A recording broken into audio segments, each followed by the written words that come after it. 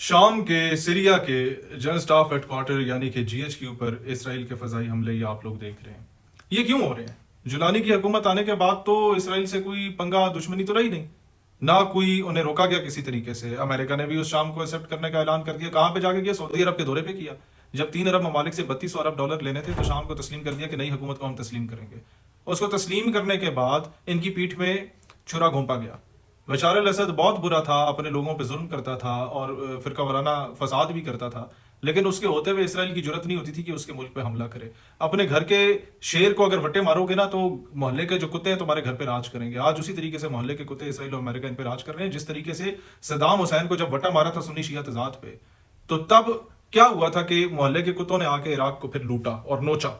और फिर क्या हुआ माजी में कि जब अपने ही घर के शेर को मोहम्मद कजाफी को वटे मारे गए तो मोहल्ले के कुत्ते वहां पर भी आ गए। और आज तक लिबिया जो है वो अपने कदमों पे नहीं खड़ा हो सका, आज तक इराक अपने कदमों पे नहीं खड़ा हो सका, और सीरिया का भी यही हाल है कि बशार अल असद के बाद वो भी अपने कदमों पे खड़ा नहीं हो पा रहा। और कैसे खड़ा हो जब आपके जीएचक्यू तबाह हो गया?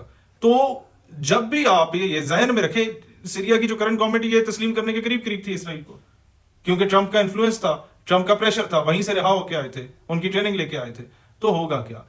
अब जो बात मैं पाकिस्तानियों को कहना चाहता हूं, हमारी लॉ एनफोर्समेंट एजेंसीज या हमारी जो इंटेलिजेंस एजेंसीज हैं, उनको मैं एक बात बताना चाहता हूं सिर्फ कि एक बहुत बड़ी साजिश के तहत जो वफ्द इसराइल गया था, वही वफ्द आप लोगों की सरकारी और फौजी प्रेस कॉन्फ्रेंसों को भी कवर करने के लिए उसके कुछ सहाफी आते हैं और माजी में भी आते रहे। आपके साथ गुड बुक्स में आने के लिए इंडिया के खिलाफ दो चार बातें भी कर लेते हैं, लेकिन फलस्तीनी मुजाहिदीन के हक में एक बात नहीं करेंगे, इसराइल के अगेंस्ट कोई बात नहीं करेंगे, इसराइल की फेवर में बातें करेंगे और बयानियां बनाएंगे कि भाई ये तो अरबों का मामला है, अरबों को जो तकलीफ नहीं है इसराइल से वो तस्लीम करें, हमें क्या तकलीफ है, हम मुफ्त में उनके साथ पंगे लें।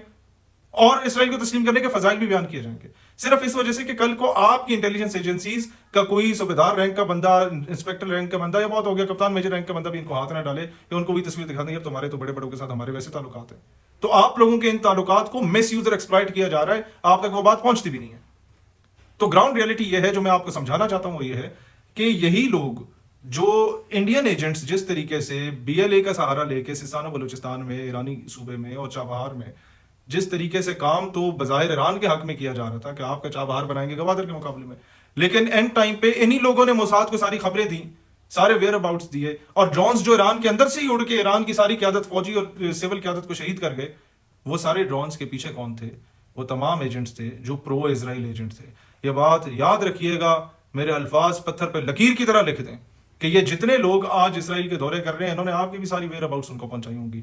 वैसे नहीं इसराइल किसी पे इतनी इन्वेस्टमेंट करके इतना प्रोटोकॉल देता, आपको यहां आके वापस आके इन लोगों ने खबरें पूरी दी होंगी, हम वहां भी गए वहां भी गए, तो आप बेफिक्र रहे, ऐसी थोड़े ना आना। ऐसा कभी भी नहीं होता।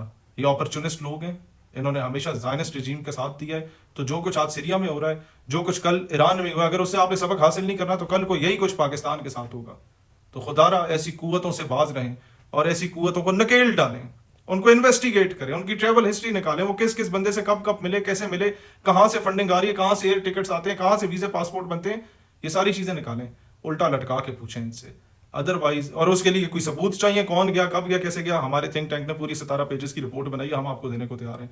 इस सब जराली परचम के लिए हम दिन रात एक किए हुए हैं, क्योंकि अगर इसराइल को तस्लीम करने की बातें हो रही हैं तो फिर पाकिस्तान के वजूद का कोई तस्वर नहीं है, पाकिस्तान के नजरिए का कोई तस्वर नहीं है। फिर ये एक आम रियासत है जिस तरह इंडिया और बाकी भी रियासतें।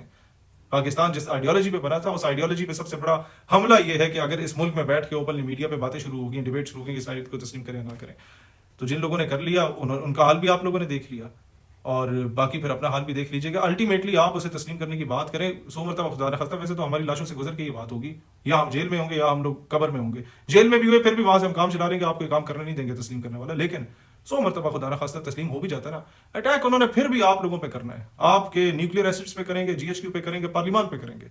ये उन लोगों का अल्टीमेट एम है। उन्हें एंड दिन तक अगर किसी से खतरा है तो वो पाकिस्तान से है, खौफ है तो पाकिस्तान से, because we are the only nuclear power in the entire Muslim world.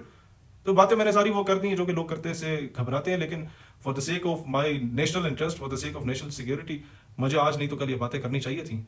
और मैं समझता हूँ कि मैं अपना पाकिस्तानी होने का हक अदा कर रहा हूँ।